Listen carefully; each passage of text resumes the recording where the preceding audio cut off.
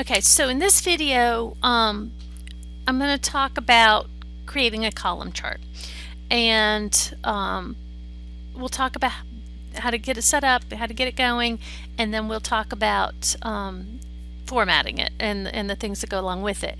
One of the biggest problems with Excel when you're working with it and graphs is that it is very easy to make a graph that makes no sense whatsoever.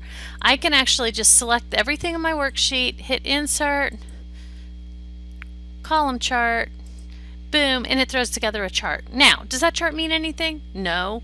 It's got a bunch of extra information in it. It's skewed because I have the total in there. It's got extra blank space. It's pretty well worthless. So I don't want to do that. I need to think about what I want to show. For a column chart, I want to include just the numbers for the month. So I want to see the problems that people had each month for each person. So I'm going to select the data. Now, notice when I'm selecting my data, I am including the text, the column labels, the row labels, the text that identifies those numbers. Excel is really smart and it knows what to do with those words. It gives you labels on your chart. So when I insert my column chart now, and I'll just go with the basic 2D column chart at this point, it uses the column headings to become the headings for each group of columns. It uses the row headings over here to be the legend, okay, and that tells me what my numbers represent. Let me shrink that down. There we go. So we can see everything a little bit, okay, and you can see how that ties in. Now, can I make a chart without using the text? Sure, let me do that real quick. If I just select the numbers, and beginners to doing charts tend to think that way. They think, well, you can't graph words, so I'm just going to stick my numbers in there. And you do insert, and you do your chart, boom, and what do you get? Well, you get 1, 2, 3, 4, 5, 6, which means nothing because you don't know what that stands for, and you get Series 1, Series 2, Series 3.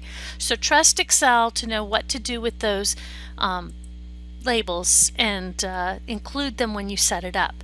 But you want to be careful because you don't want to include the total. Okay, I'm going to drag this over so it includes the total. You see what happened here? Now this column is the sum of these 6 columns. So it's basically, about 6 times taller than those. It skews everything downwards. So typically when you're working with a chart in Excel, you will either always want to use the columns or totals, sorry, or never use the totals, okay? One or the other. So if you want to chart totals, just chart totals. If you want to chart the numbers, just chart the numbers, but don't include both in the same chart. Okay, what other kinds of formatting can I do? Well, I can change the title, and I should change the title, okay? It doesn't look good if you leave it chart title. So this would be problems by month or something. You can just make up a title that has some sort of a meaning to it, and that's fine. I can come up here on the design ribbon and I can pick a different layout. Okay, maybe I want it to be darker, or if you click through here, you can see some of them add the labels for you. I don't love that. I think it gets busy, but there are times when that's useful. Okay, let's see what else we got. Now, what did I do? There we go. So I'm going to try to get back to one that doesn't. They're all there now. Alright, well, I'll turn them off. Or just hit undo. Gotta love undo. There we go. Okay, that puts me back to one that doesn't include the labels, although it's not very bright. There we go. Okay, I like that one. Alright, and then I can do my formatting features here. Can I make it bigger? Sure. I can drag it a little wider if I wanted to, or a little taller, and resize it. I can come here. If I click on format, again, I have control over editing these. Like gray. Gray's kind of boring. Let's go with green. That's prettier. And I can come up here, and if I wanted to do something with the axis titles, like tell that was number of problems over here, it adds it, and I can say number of problems.